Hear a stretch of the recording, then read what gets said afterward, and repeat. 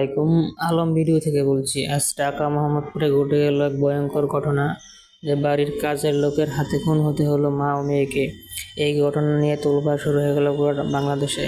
আসলে এটা খুবই দুঃখজনক একটা ঘটনা, যে আর কারোর সাথে যাতে এরকম না হয়।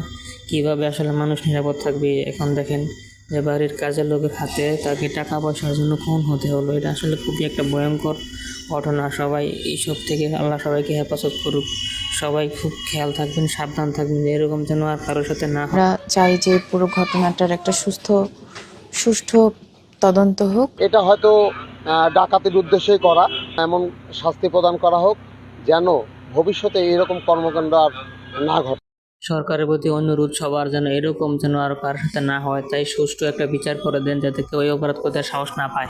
গৃহকর্মী সকালে বোরকা পরে আসে এবং সে খুন করে আবার যখন দেখেন বের হয়ে যায়, তখন সে আপনার স্কুল ড্রেস পরে বের হয়ে যায়। ঠিক আছে, এটা হলো সিসি ক্যামেরা ফুটেজ, তাই সবাই সতর্ক থাকেন।